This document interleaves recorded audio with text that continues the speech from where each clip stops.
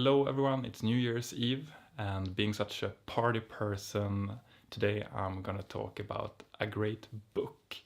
This one, the Merriam-Webster Vocabulary Builder.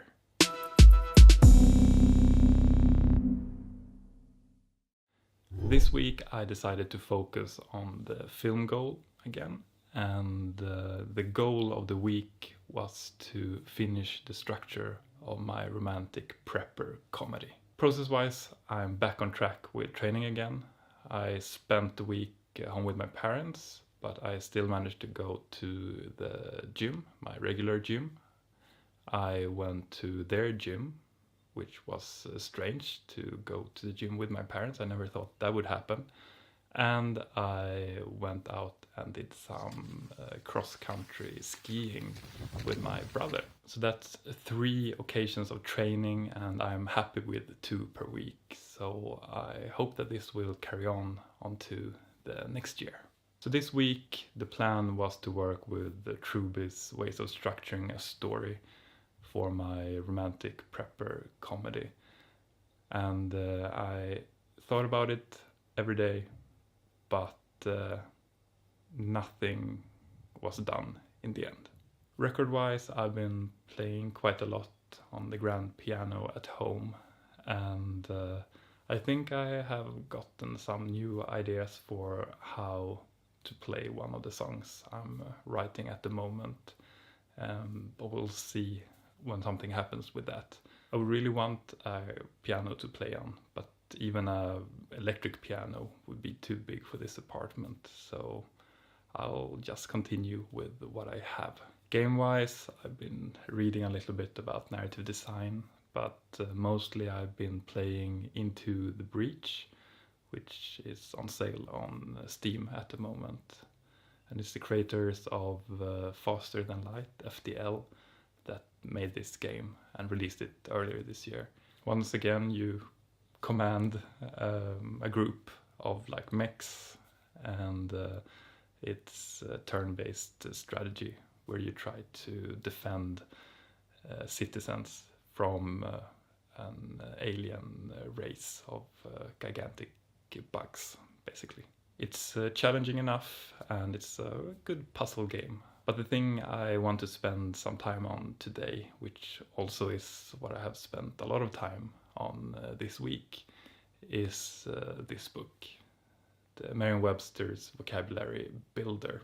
So what is so special about this book?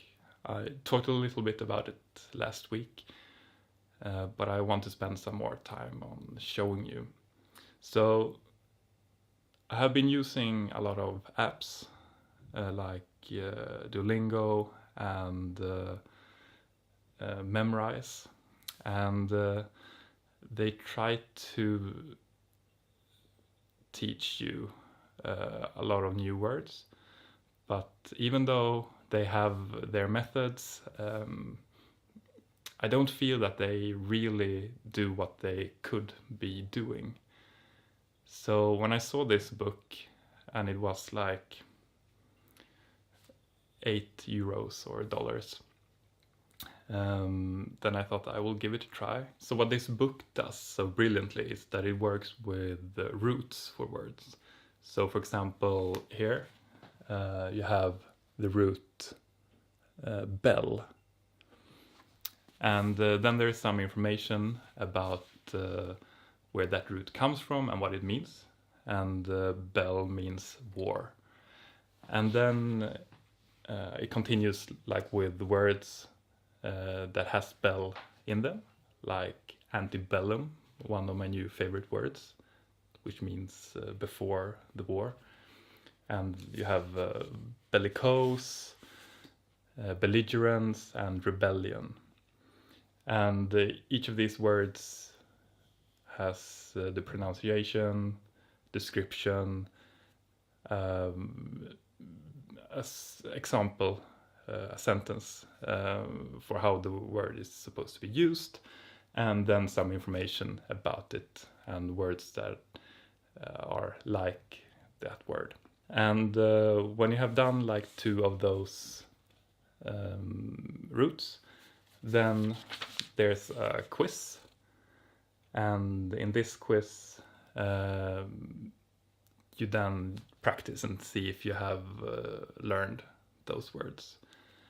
And they are fun, the quizzes also, and they are smart in the way that they test like different definitions of the word. So you really have to think about it. And then when you have done a couple of those routes, then there's like a big quiz in the end, which is like a review of the whole unit, which they call one like chapter, and then you go on to the next unit. I really feel like with those routes, I not only have like something to remember those words from, but also when I will hear a new word with like bell in it, then I will know that it has something about like war or aggressiveness in it, and with like a prefix like D or pre or something like that. If I know those, then I can actually like figure out what the word should probably mean. And I mean, you don't always need to know the exact definition of a word, but it's good to know if it means like friendly or that it's like aggressive. You can work with this book in whatever pace you want. And some words you already know, and some are new, and some definitions or background will be new about the words that you already knew. So I think it's great for everyone, and it's at the moment it's my favorite book. That sounds so dry, but it is. So for an evaluation of this week,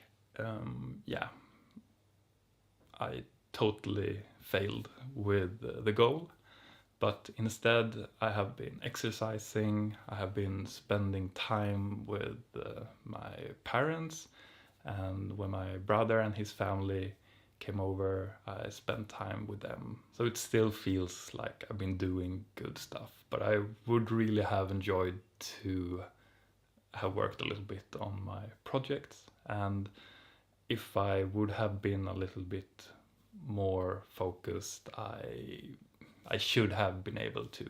But when I get home, it's like everything changes, and I'm like in an even slower mode than I usually am. So yeah, it happens, but it was a nice week anyways. So for the next week, I think I will have to put the film goal and romantic prepper comedy away for some time.